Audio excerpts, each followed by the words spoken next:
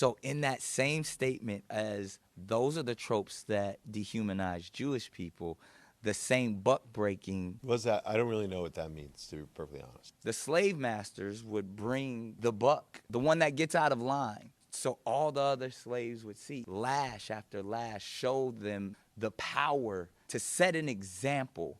This is what you must do to fall in line. So when we see the 6 things that Kyrie must do to get his job back, Right. that's dehumanizing. Older mentors of mine talk about buck breaking. So we talk about tropes. This is something that we feel like in the black community that happened way back in the day, where if there was a slave that was defiant, right, he got broken in front of everybody in order to show that he was not in a position of power. And that at the end of the day, he had to do what he was told to do because that's what was mandated of him.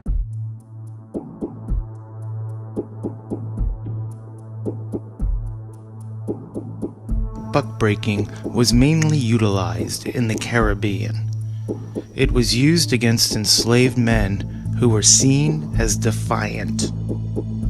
The process included forcing the male slave to bend over a tree stump, drop trowel, expose his bare behind while it is propped in the air. The slave was then flogged to tenderize the flesh for the sodomy that followed multiple times. This form of punishment was done in full view of the slave family and friends to instill fear in the hopes to prevent future rebellion. Men of bondage who were victims of this inhumane, sadistic, homoerotic, emasculating punishment often ran away from the plantations or killed themselves as the humiliation was much too strong to overcome. The sodomy was often performed by a white man who traveled from plantation to rape male slaves.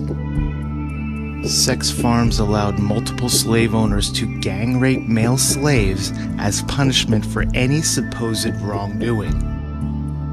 Homosexuality in this era was not a popular pastime, yet raping male slaves as a form of plantation punishment was somehow acceptable.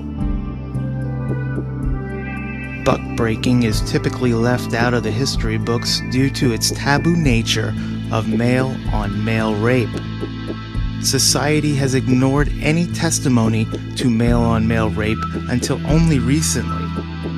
Sexual violence used to project fear can be a powerful tool of manipulation.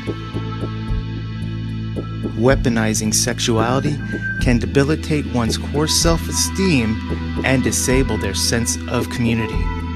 Buck-breaking was a means to squash rebellion before it was even conceptualized.